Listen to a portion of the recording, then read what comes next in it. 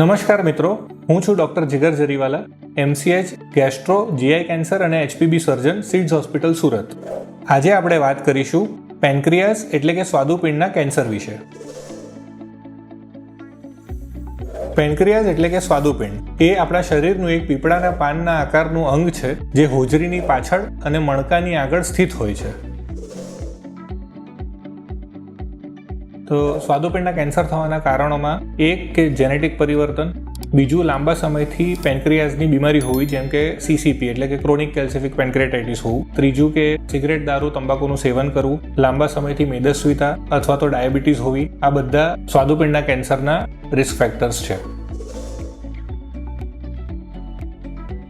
સ્વાદુપિંડના કેન્સરના લક્ષણો શરૂઆતના સ્ટેજમાં ખૂબ જ સામાન્ય હોય છે, જેમ કે ભૂખ ન લાગવી, બિનપ્રયત્ન વજન ઓછું થઈ જવું, પેટમાં ઝીણું દુખાવો થવો. જો સ્વાદુપિંડનું કેન્સર સ્વાદુપિંડના મુખના ભાગમાં હોય તો કમળો થવાની શક્યતા છે, કારણ કે પિત્તની નળી સ્વાદુપિંડના મુખ પાસેથી પસાર થતી હોય છે. આના સિવાય જો લાંબો સમયથી પેશન્ટને ડાયાબિટીસ હોય પણ એ કંટ્રોલમાં રહેતી હોય અને ઓચિંતું કંટ્રોલ જતો રહે કે શુગર એકદમ વધારે થવા માંડે દવા લીધા પછી પણ, તો એ સ્વાદુપિંડના કેન્સરનું લક્ષણ હોઈ શકે છે. અથવા તો નાનપણથી ડાયાબિટીસ નથી અને ઓચિંતું 50-60 વર્ષે તમને નવું ડાયાબિટીસ ડિટેક્ટ થાય છે, તો આ પણ એક સ્વાદુપિંડના કેન્સરનું લક્ષણ હોઈ શકે છે. સ્વાદુપિંડના કેન્સરના નિદાન માટે સામાન્ય રૂપે આપણે પહેલા સોનોગ્રાફી અને અમુક બ્લડ રિપોર્ટ્સ કરાવતા હોઈએ છીએ, જેમાં એક ટ્યુમર માર્કર CA19.9 પણ આપણે કરાવતા હોઈએ છીએ. એકવાર ખબર પડે કે સ્વાદુપિંડમાં કોઈ પ્રકારની ગાંઠ છે તો પછી આપણે એના નિદાન માટે CT સ્કેન અથવા તો MRI કરાવતા હોઈએ છીએ. જો જરૂર પડે તો એન્ડોસોનોગ્રાફી એટલે કે દૂરબીન નાખીને આપણે સ્વાદુપિંડની સોનોગ્રાફી કરીને ત્યાં આપણે ગાંઠ જોઈ શકીએ છીએ અને જરૂર પડે તો આપણે એમાંથી બાયોપ્સી પણ લઈ શકીએ છીએ. જો એવી શંકા જાય કે સ્વાદુપિંડનું કેન્સર અન્ય અંગોમાં ફેલાઈ ગયું છે તો આપણે પેટ સ્કેનની મદદ પણ લેતા હોઈએ છીએ.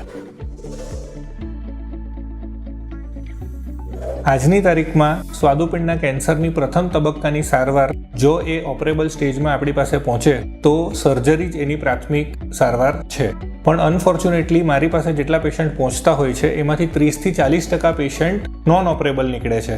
એટલે કે એ કેન્સર ફેલાઈ ગયું હોય છે અથવા તો સ્ટેજ 4માં પહોંચી જાય છે ત્યારે મારી પાસે પહોંચતા હોય છે. જો સ્ટેજ 1, 2 કે 3માં દર્દી આપણી પાસે પહોંચે અને જો એ કેન્સરની ગાંઠ નાની હોય અને ઓપરેબલ સ્થિતિમાં હોય તો પ્રાથમિક સારવાર એની સર્જરી છે. અમુક કેસીસમાં જ્યારે સ્વાદુપિંડની પાછળ લોહીની મેજર મોટી નસો જતી હોય છે, એમાં જો કેન્સર ચોંટે અથવા તો એમાં સ્પ્રેડ થયું હોય તો આપણે પહેલી સારવાર તરીકે આપણે એને કિમોથેરાપી આપતા હોઈએ છીએ. જરૂર પડે તો રેડિયેશન આપીએ અને ગાંઠ આપણે નાની કરીએ. ત્યારબાદ સેકન્ડ સ્ટેજમાં આપણે ઓપરેશનની સલાહ આપતા હોઈએ છીએ. અને જો સ્ટેજ 4માં દર્દી આપણી પાસે આવે, એનો ભાવાર્થ કે સ્વાદુપિંડનું કેન્સર શરીરમાં બીજી બધી જગ્યાએ ફેલાઈ ગયું છે, તો એ સ્ટેજમાં પછી આપણે સર્જરીનો ઓપ્શન આપતા નથી. તેમાં આપણે ફક્ત કિમોથેરાપીથી સારવાર કરતા હોઈએ છીએ.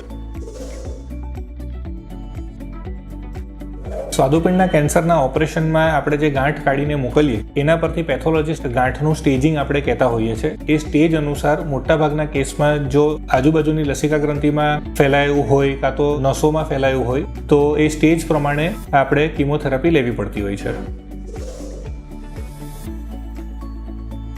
સ્વાદુપિંડના કેન્સરનું ઓપરેશન અમે બંને પદ્ધતિથી કરતા હોઈએ છીએ, દૂરબીન પણ અને ચેકો મૂકીને પણ. સ્વાદુપિંડના કેન્સરનું ઓપરેશન ખૂબ જ કોમ્પ્લેક્સ ઓપરેશન છે. મોટું 4 થી 5 કલાક થતા હોય છે અને એમાં ઘણો બધો ભાગ આપણે કાઢીને ઘણા બધા નવા જોઈન્ટ આપવા પડતા હોય છે. એટલે રિકવરી આમ ઓપન પદ્ધતિ અથવા તો દૂરબીન એટલે કે લેપ્રોસ્કોપીથી મોર ઓર લેસ સેમ જ રહેતી હોય છે.